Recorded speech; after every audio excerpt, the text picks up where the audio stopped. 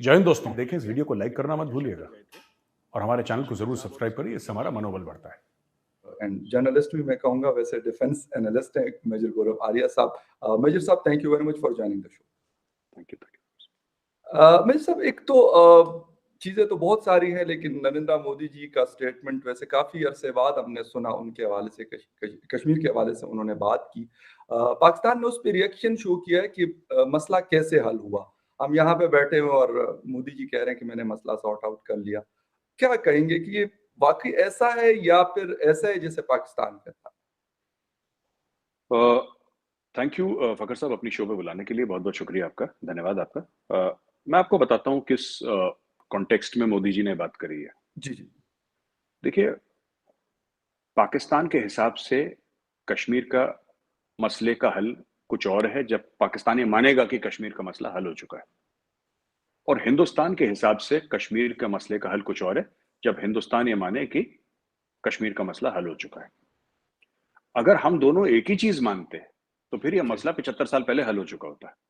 दोनों मुल्क अलग मानते हैं ना, और वो ठीक है कि ये सब तो कहने वाली बातें हैं। लेट्स आज थोड़ा सा जो है हकीकी चीजें, हकीकत वाली बात है, वो कह देनी चाहिए फकर साहब।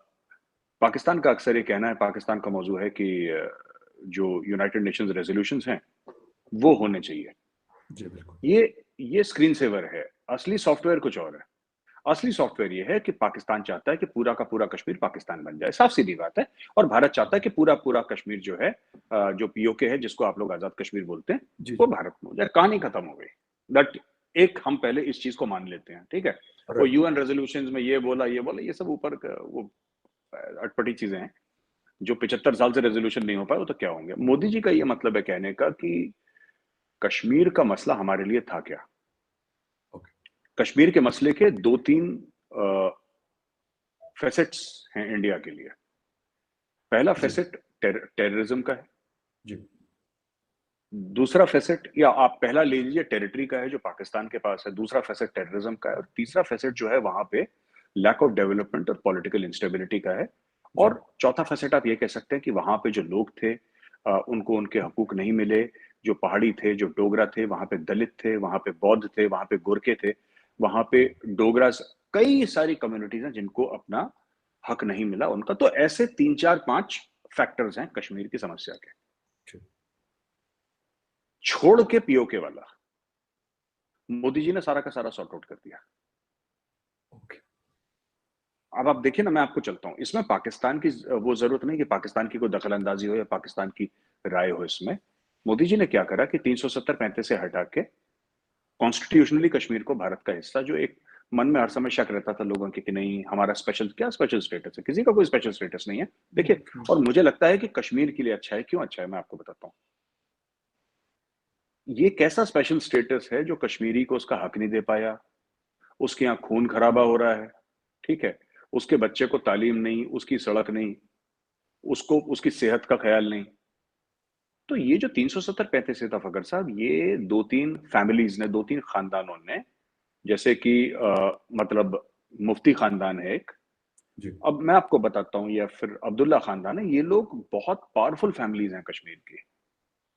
ये लोग किस तरीके से पावरफुल हैं कि ये लोग सेंटर में भी कैबिनेट मिनिस्टर के लेवल पे रह चुके हैं, और ये स्टेट में भी ये चीफ मिनिस्टर्स रह चुके हैं कश्मीर के। जी जी। और आपको पता होगा महबूबा मुफ्ती के फादर जो थे, वो साहब इंडिया के होम मिनिस्टर हुआ करते थे। बिल्कुल। और महबूबा मुफ्ती, और वो चीफ मिनिस्टर भी रहे, महबूबा मुफ्ती चीफ मिनिस्टर रही 2 बार, या आई डोंट नो कितनी बार वो रही। जी जी। फारूक अब्दुल्ला साहब, उनके वालिद साहब जो थे, वो एक जमाने में कश्मीर में प्राइम मिनिस्टर होते थे, वो प्राइम मिनिस्टर थे कश्मीर के, फिर वो चीफ मिनिस्टर बने। फिर फारूक अब्दुल्ला साहब, उनके बेटे वो बने चीफ मिनिस्टर। फिर फारूक अब्दुल्ला साहब के बेटे उमर अब्दुल्ला वो बने। फारूक अब्दुल्ला साहब दिल्ली में कैबिनेट में भी थे, कैबिनेट मिनिस्टर वो बने। तो ये सब इनका रहा है एक पूरा कंट्रोल। ये कंट्रोल कैसे रहा, अगर आपकी इजाजत हो तो 2 मिनट लेके मैं जी बताता प्लीज सर, प्लीज प्लीज। हर समय कश्मीरी आवाम को बोलना कि तुम अलग हो, तुम स्पेशल हो, तुम्हारा भारत से कोई लेना देना नहीं है। जी। आपने गिलानी का नाम सुना होगा, सैयद अली शाह गिलानी। जी बिल्कुल। हुर्रियत के जो थे। जी जी। तो गिलानी भारत को गाली देता था, चले गिलानी की मर्जी। गिलानी ने बोला कि कश्मीर बनेगा पाकिस्तान, गिलानी की मर्जी, चलो। गिलानी 60,000 रुपए की पेंशन भी लेता था इंडिया से। अब ये देखिए ना, ये क्या करते हैं लोग, ये आप जाके गूगल पे चेक करिए जो मैं कह रहा हूँ। ये सब लोग जो इंडिया के खिलाफ जिहाद कर रहे थे, इंडिया के खिलाफ जो इन्होंने साजिशें रची, इंडिया के खिलाफ काम करा, हजारों लोगों को मरवाया कश्मीर में अपने फायदे के लिए, इनके खुद के बेटे इंडियन गवर्नमेंट के लिए काम कर रहे थे, कश्मीर गवर्नमेंट से पैसा ले रहे थे, सैलरीज ले रहे थे। आपने सैयद सलाउद्दीन का नाम सुना है? सैयद सलाउद्दीन के 5 बेटे, जो यूनाइटेड जिहाद काउंसिल का चीफ है, हिजबुल मुजाहिदीन का चीफ है, उसके उसके 5 बेटे government of Jammu and Kashmir के लिए काम करते थे, 4 या 5 बेटे गालिबन। राइट। ये सब पेंशन भी लेते थे, ये पैसा भी लेते थे, तनख्वाहें भी लेते थे। यार ऐसे थोड़ा ना होता है। आपको भारत से नफरत है, फिर आप दुश्मनी की तरह निभाइए। राइट। ठीक है ना? ये मेरी बात आप समझ पा रहे होंगे, आप पश्तून है कि दुश्मनी निभाओ तो ढंग से निभाओ, और यारी निभाओ तो ढंग से निभाओ। एग्जैक्टली। ये आधा अधूरा काम मत करो। ये चोरी वाला काम मत करो कि भारत के खिलाफ भी बोलना है लेकिन भारत से हम पेंशन भी ले लेंगे। नहीं, ये सब नहीं। आप दुश्मनी करो तो इज्जत से करो, फिर पूरी करो, शराफत से दुश्मनी करो। तो ये सब चीजें थी। तो एक कौम को गुमराह करा और उनको बोला कि तुम जिहाद के रास्ते, बड़े पीसफुल लोग हैं वैसे कश्मीरी ना, ज्यादातर जो 99% तो वो अपने वो खुश रहने वाले लोग हैं। उनके दिमाग में जहर भर दिया, उनको जिहाद ये होगा, ऐसा होगा, ऐसा होगा। अच्छा, अभी भी आप किसी कश्मीरी से पूछिए कि अगर तुम्हें आजादी चाहिए तो क्यों चाहिए, उसके बाद होगा क्या, he does not have an answer. बस उसको बोल दिया कि फिट कर दिया उसके दिमाग में तुम्हें चाहिए, और वो रिपीट ऑटो मोड में प्ले करता है कि तुम्हें चाहिए। तो ये जो मोदी जी ने बात बोली थी, मोदी जी ने ये सब चीजें खत्म कर दी वहां पे, बिल्कुल खत्म कर दी वहां पे टेररिज्म। अब वहां पे जो होता है वो लोन वोल्फ अटैक हो रहे हैं कश्मीर में। कोई पुलिस वाला नमाज पढ़ने गया, उसके पीठ पे गोली मार दी, उसके बच्चे को मार दिया, किसी कश्मीरी हिंदू को मार दिया, कश्मीरी पंडितों को अकेला देख के मार दिया।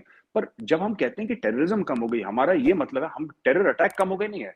Terrorism in the classical sense, जैसे हमने अपने टाइम पे देखी थी कि एक घर में 5-5, 6-6 लोग आते थे, फिर वो आर्मी के ऊपर अटैक होता था, जैसे उड़ी में हुआ था, पुलवामा।